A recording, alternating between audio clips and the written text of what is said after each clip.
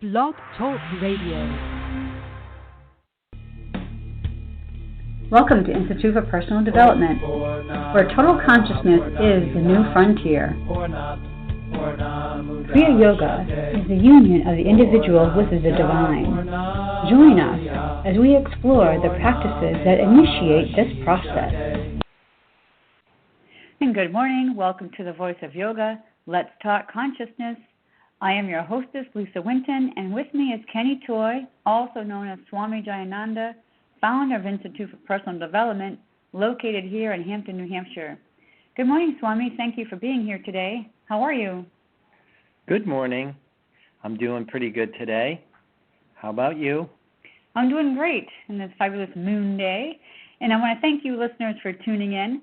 Today on the Voice of Yoga, we will talk about the symbolism of the ascension of the Virgin Mother image into heaven and how it relates to Kriya Yoga. We'll discuss the deeper meaning behind the concept of the feminine being without sin. Listen as we explain the mythology behind the lifting of the human into heaven or the divine. Learn how Kriya Yoga and Christianity are doing the exact same thing, joining the individual with the divine. Welcome to the Voice of Yoga. We are talking consciousness. So, Swami, first, before we get started, I have some notes here actually about the Assumption of Mary, which is actually celebrated today.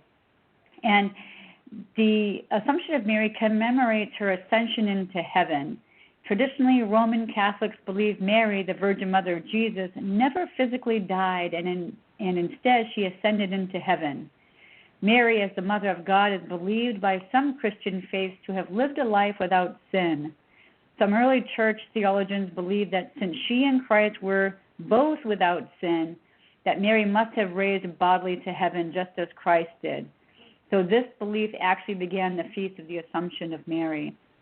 So first of all, let's talk about the ascension process. So what does it look like when somebody can actually ascend their physical body into heaven? Yeah, the whole thing is I really try and look at things not necessarily literally, but I try and look at what I call the mythology of the symbolism, that it's really they're not talking about people, they're talking about things that are invisible but tangible. They're talking about things on an astral level. And that's what mythology is it's a symbolic language to help us understand things that are happening to us on this energetic level. Mm-hmm.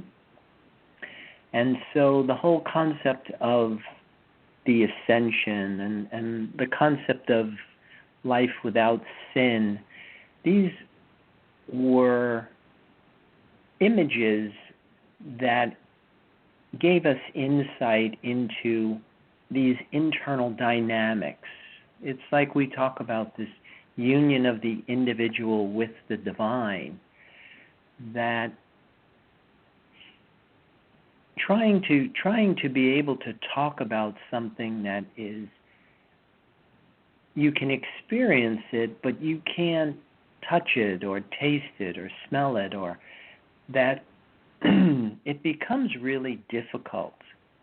And so using symbolism kind of gives you a language so that you can understand, like, what's happening to us.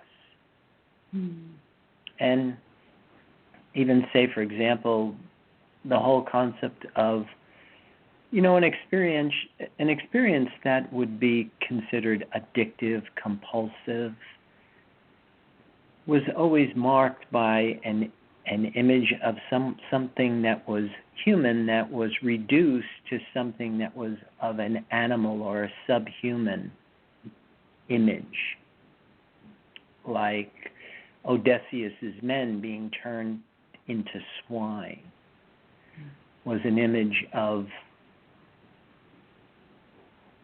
again, the human being reduced to an animal. And that wasn't something that literally happened, but it's something that happens to us on an inner level, so that if you are in the human form and you are operating from a subhuman base of operation, that it marked more your level of consciousness or your degree of awareness.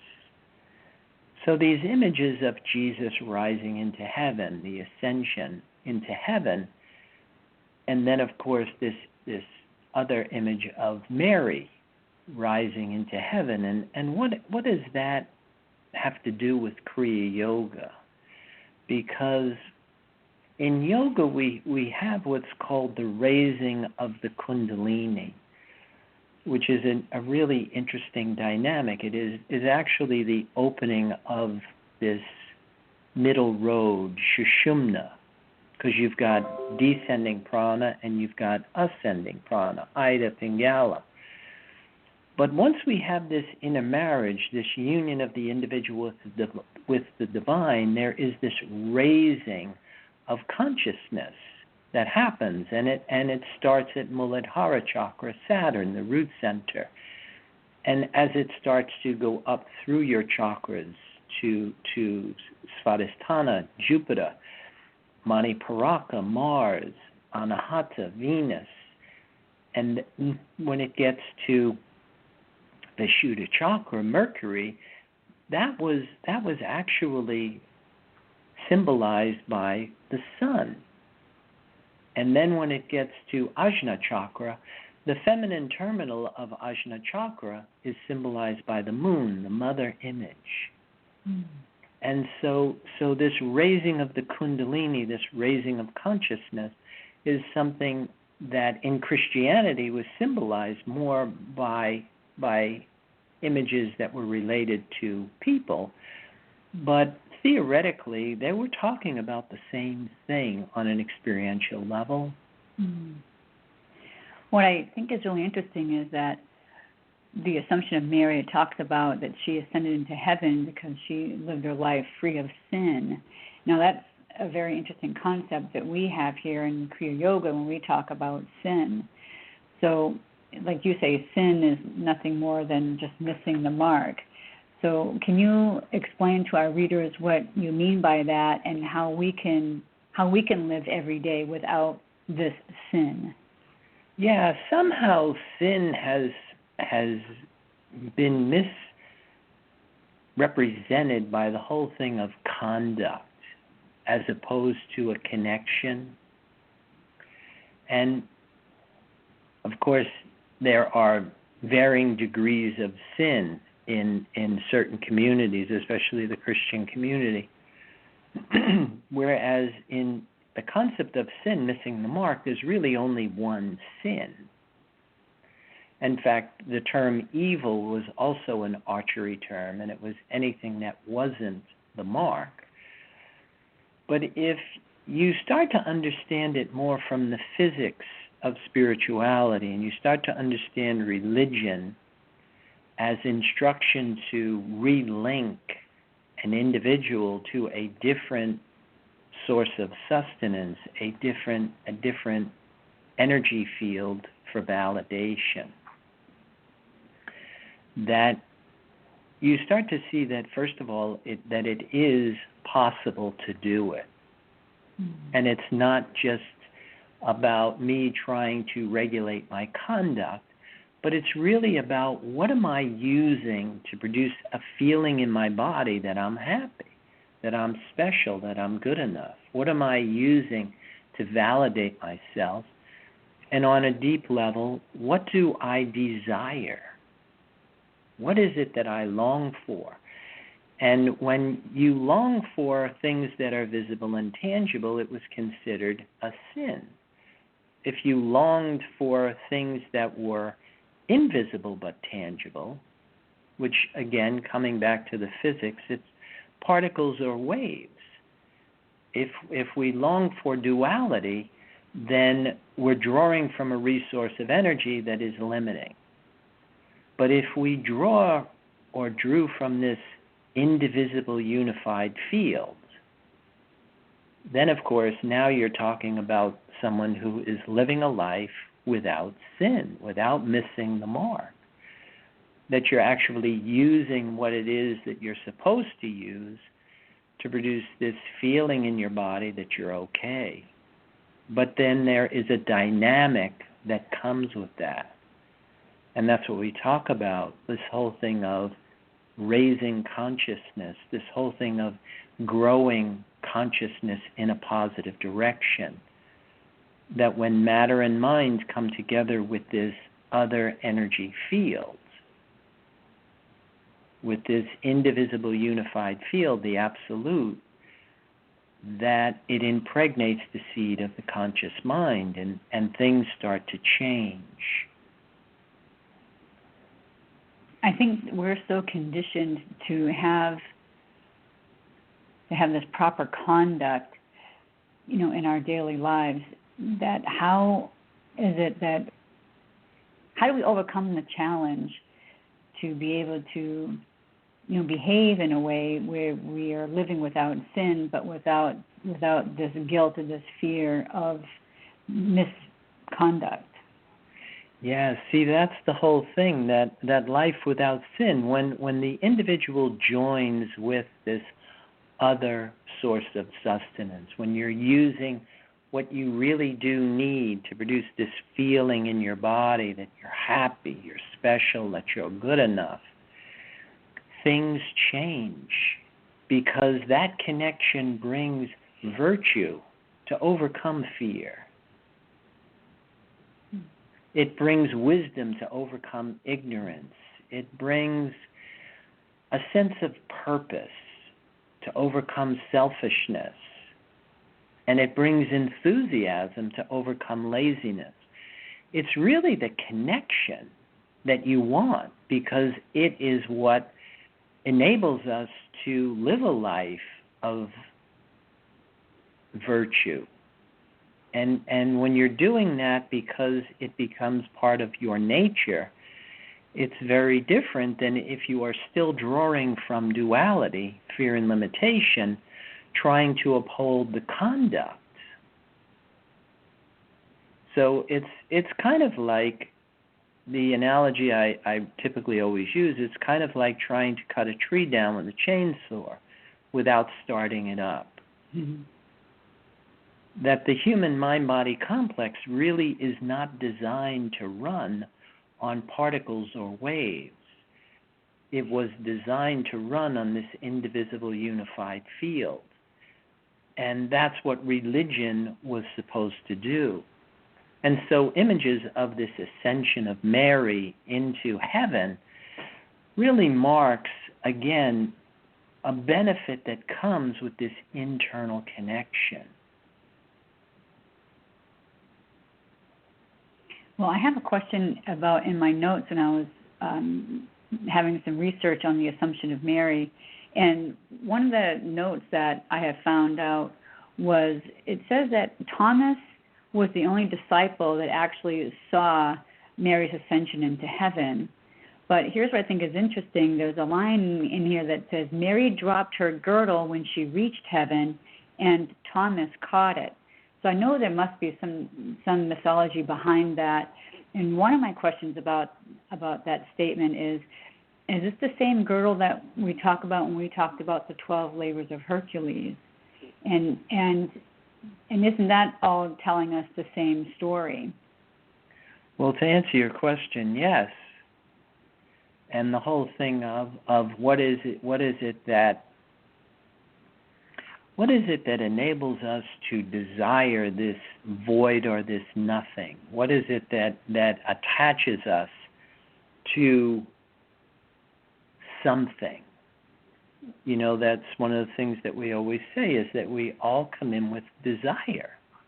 Mm-hmm. And that's a big part of having a physical body, that the body comes in with programming, and it's all programmed and geared towards preservation and survival. But initially it comes in with this original sin, that our bodies are looking for food, mother, or approval. We're looking for something visible and tangible. And so the whole concept of changing, you can't get rid of desire. That's what physics tells us. Matter can't be created nor destroyed, but it can be changed. You can't get rid of desire, but you can desire something different. Mm-hmm. You can desire this invisible, intangible resource. And mythologically, metaphorically, however you want to look at that internal dynamic is really what gives us the ability to expand our identity, to grow psychologically and spiritually. All right, great. Well, we're going to hold that thought and pause to hear a word from our sponsors. So listeners, we'll be back in a few moments.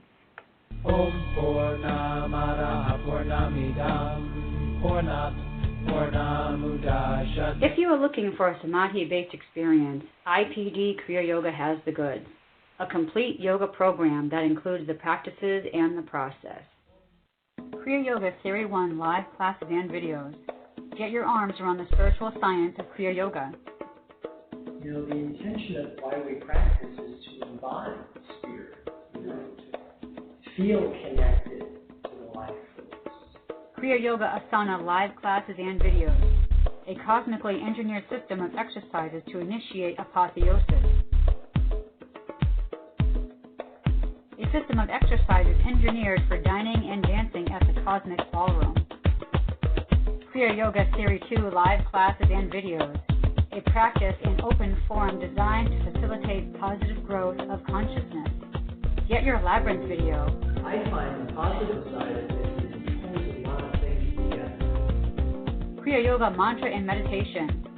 With repetition comes absorption. Pray on prana and become divine. At the same time, we all have a unique talent and gift to give back to the universe. Private sessions. The mysteries of the universe have always been handed down verbally from teacher to student. Call or click now and get started. 603-929-0303 or www.ipdtransform.com. Namaste.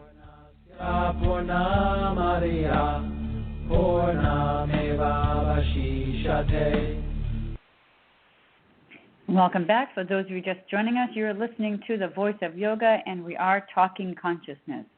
So today we're talking about the ascension of Mary and the mythology behind that and how it relates to Kriya Yoga.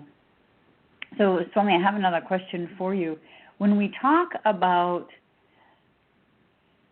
in this, I'm going to say New Age area that we're in, and we talk about light and love, are those the same things, or are these just words that are just kind of thrown around arbitrarily because it sounds good and those are words that people like to hear? Well, again, how we use those words is going to be very individual. But in Kriya Yoga, the concept of light, love, and power is really associated with Uranus, Neptune, and Pluto, which are the transpersonal planets, which is how we transform, basically.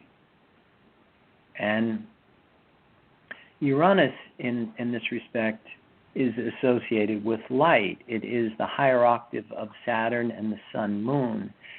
And it represents inspiration and like a flashing insight.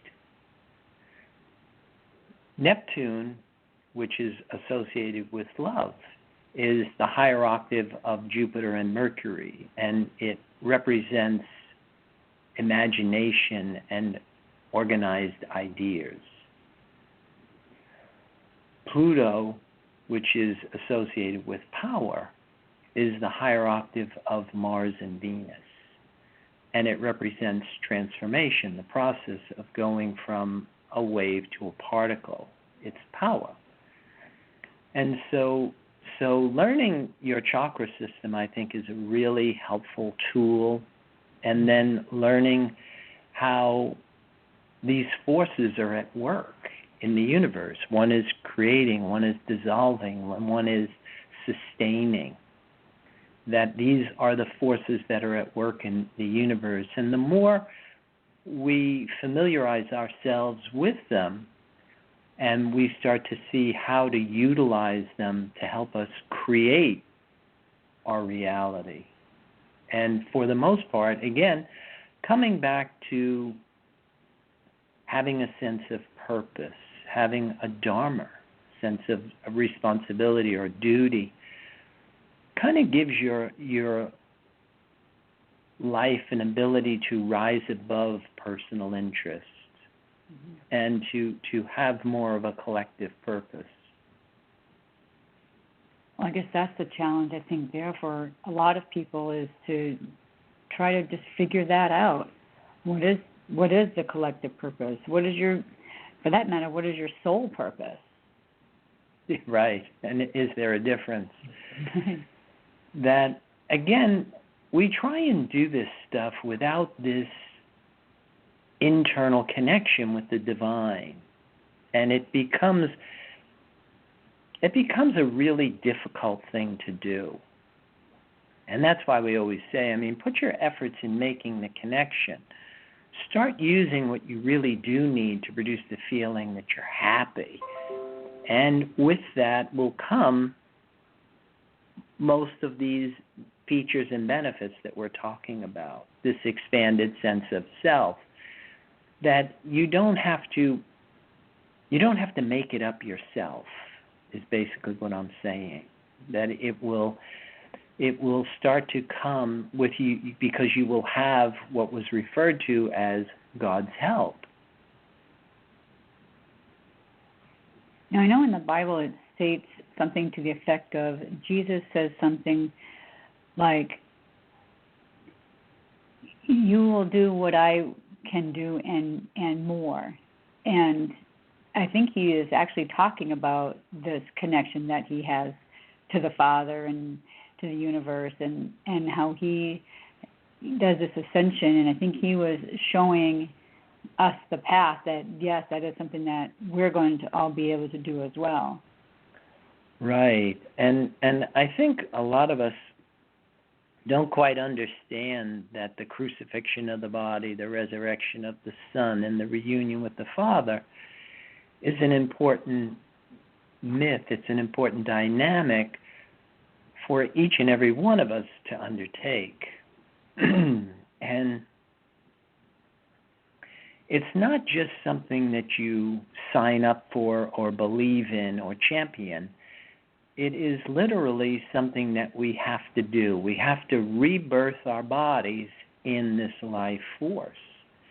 And just like your first birth, it wasn't easy. This second birth is even more difficult, and you have to do it consciously and willfully. But if you have good leadership, if you have good coaching, then you can actually do this relatively, I want to say, easier, because it really isn't that hard. But if you try and do it without all of the pieces being intact, then of course it usually fails. I have an experience I want to go over with you. I did a workshop years ago, and the facilitator of the workshop was talking about building and maintaining your Merkaba, which is this force field, this geometric force field around your body.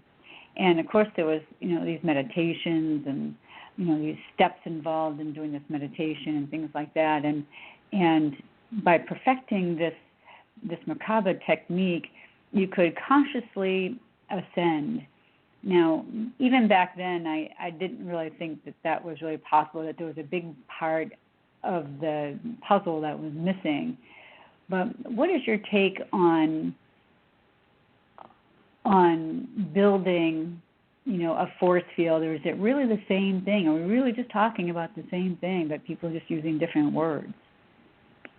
Well, To answer your question, I mean, it's hard for me to say what they were trying to do in that workshop without me actually being there and experiencing it. But my experience has always been is, again, that we try and do things in somewhat of a watered-down, diluted format, and we try and do things somewhat ass backwards, that we try and develop ourselves physically and mentally without this internal connection to spirit. And it's really the internal connection to spirit that you really want to focus your attention on, because that's what really changes everything. And again, it makes it a whole lot easier. So it's kind of like a lot of us really don't know what it is that we're looking to do. So we don't really have anything to compare it to. So if everybody is trying to cut a tree down with a chainsaw without starting it up, then you think that this is okay, and that's what we're supposed to do. And so if you're busy hacking at the tree with your chainsaw and you're working hard and you're getting some sort of benefit from that, then you continue to do it. And there is, again, it's all physics. But if you understand that, hey, if I put a little time into starting this saw up, I can actually cut the tree down. And if cutting trees down is really more what you're trying to do rather than hack at the tree with the chainsaw, then you've got different goals and objectives. And the same is true with a spiritual practice. People get all caught up in the practice part of it, but they really miss the intention of it. And so now you're all busy developing this macabre or whatever, and that becomes a goal in and of itself, as opposed to basically training your mind so that you can grow psychologically and spiritually in a positive direction. And so this is something that you might want to just look at as far as what is the goal of religion, what is the goal of yoga. Because if you have a clearer understanding of what it is, then of course you might have a better chance of accomplishing what it is that it was intended to do. So that this ascension into heaven isn't just something that you read about or believe that Mary did it or Jesus did it, but it's something that I can do as a result of this internal connection. I mean, when you break it down like that, to me it really makes me feel like, I can do this too. It's not just for a certain selected group. We all have the ability to do this. So I guess it's about that time we have to start closing down our program. So I would like to invite you listeners out there to visit our website, www.ipdtransform.com. You can also visit Swami on Pinterest and Twitter, and of course we have Facebook. And then once you get on our website, feel free to post comments about the show or even give us ideas about any future shows you would like us to consider. But do keep those comments, questions, and phrases coming, because we do enjoy hearing from you. And be sure to tune in next week. We will discuss how to be an Olympian champion and go for the gold, Kriya Yoga style. You can email me at lisa@ipdtransform.com with any questions you would like Swami to answer. And Swami, so any final thoughts or comments about today's show? Well, I would like to invite people to join us in our spiritual advance and try and take some classes and give us a call and sign up for what it is that we're doing here. And with that, I'll wish everybody a good day. Namaste, and I'll give it back to you. And thank you for listening to our program, The Voice of Yoga. This is Lisa Winton, along with Swami Jayananda, signing off. Have a wonderful Kriya Yoga kind of day. Namaste.